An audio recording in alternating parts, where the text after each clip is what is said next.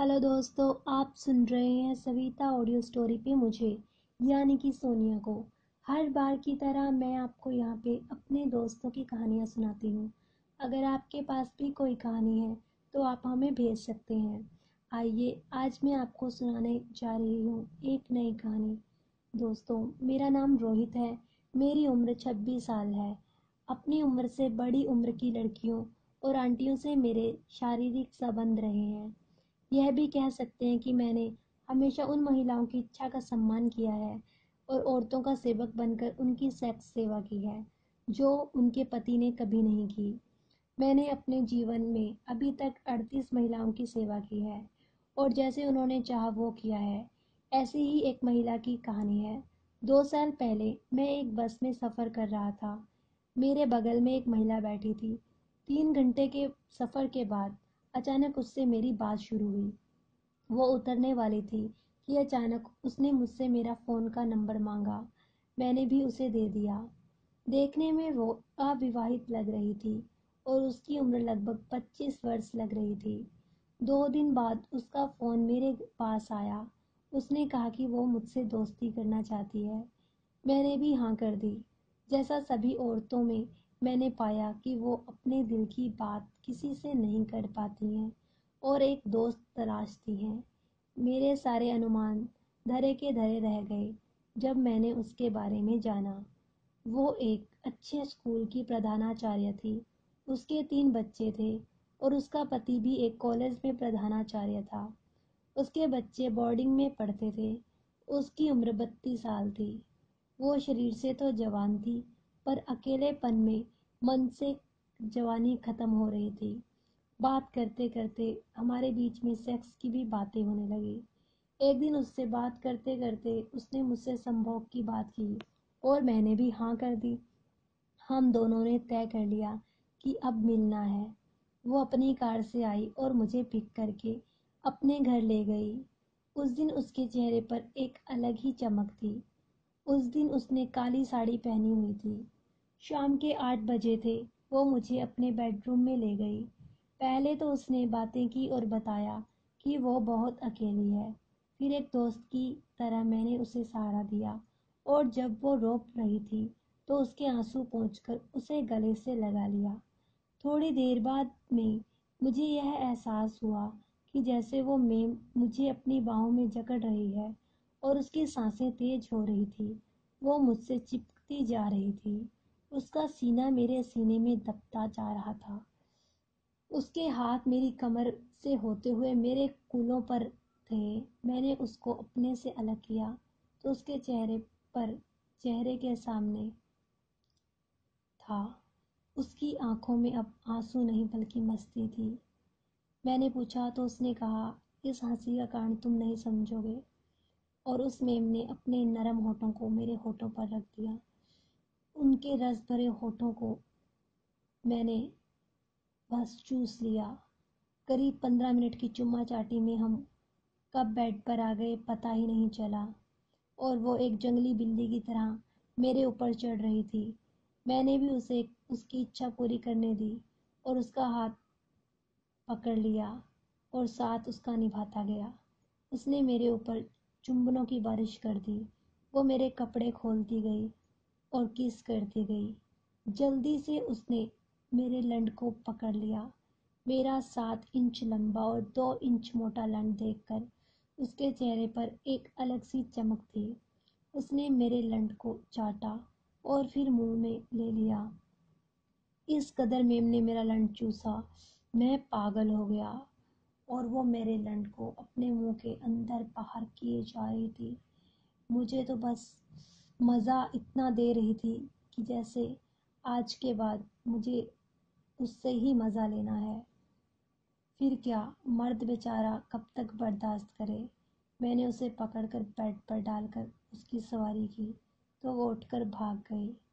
मैं उसे पकड़ने भागा, उसकी साड़ी मेरे हाथों में आ गई और वो उसके शरीर से अलग हो गई।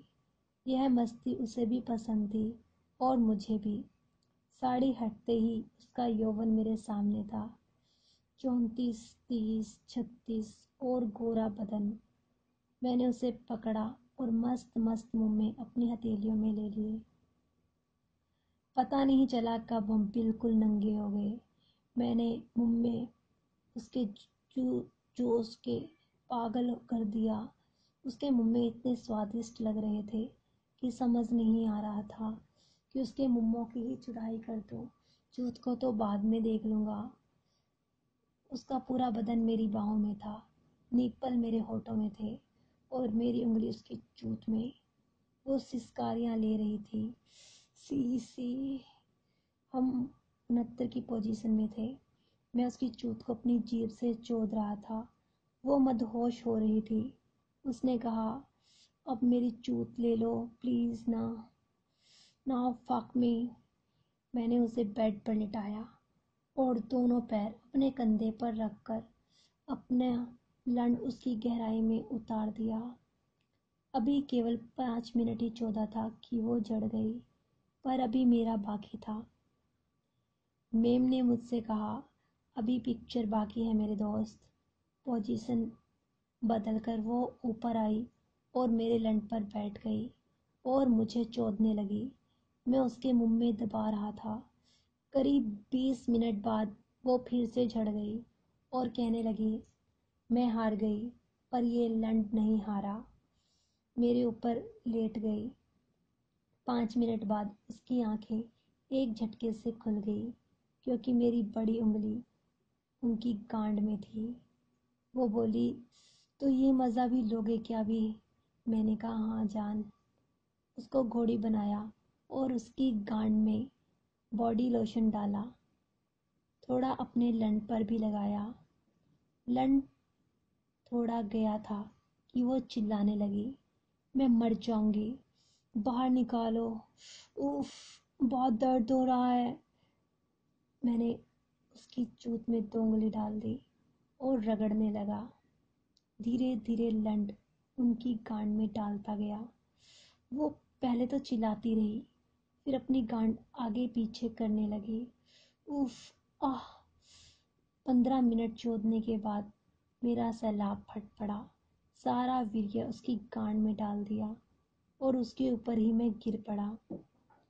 हम दोनों लिपट कर सोते रहे। 2 दिन हम दोनों ने मस्ती की। फिर जब मुझे वापस आना था तो उसने मेरे पर्स में 5,000 रुपये रख दिए। मैंने उसे कहा, ये क्या है? ऐसा नहीं है, मुझे तुमसे कुछ नहीं चाहिए। तुम्हारी जुदाई जो की है उसका मज़ा ही अलग था। और मैंने फिर से उसकी चूत को चाटना शुरू कर दिया और ज़ोर से एक दांत मार दिया। वो चिल्ला उठी, लेकिन उसके दर्द में उसकी खुशी भी थी। मैंने उसे बोला कि बस अब नहीं, लेकिन उसने छुपके से मेरे पर्स में 5,000 रुपये रख ही दिए। अब मैं घर से चला गया और जब रास्ते में मैंने अपना पर्स देखा तो उसे फ़ोन पर पूछा, आपने मेरे पर्स में रुपए क्यों रखे? मैंने मना किया था ना, जान हो तुम मेरी, फिर भी ऐसा करोगी? तो मैंने कहा, नहीं, ऐसा नहीं करना चाहिए था तुम्हें। तो वो बोली, आपके लिए हैं, फिर कब मिलोगे मुझे? मुझे चुदना है तुमसे। और अब प्लीज़ जब मैं बुलाऊं तो तुम मेरे पास आ जाया करो। तुम्हारी वो जुदाई मैं भूल नहीं पाऊंगी। मैं तुमसे चुदना चाहती हूँ हमेशा। मुझे लगा कि वो मुझे खरीद रही है। आज भी वो 5,000 रुपये मेरे पास हैं जो सिर्फ मुझे दुख देते हैं, और वो मैं उससे मिलना नहीं चाहता। मेरे को लगता है कि उसने जो मुझे 5,000 रुपये दिए हैं उसने मुझे खरीदना चाहा। आज भी वो मुझे बुलाती है, लेकिन मैं यह फैसला लेने में असमर्थ हूँ कि मैं जाऊँ या ना जाऊँ।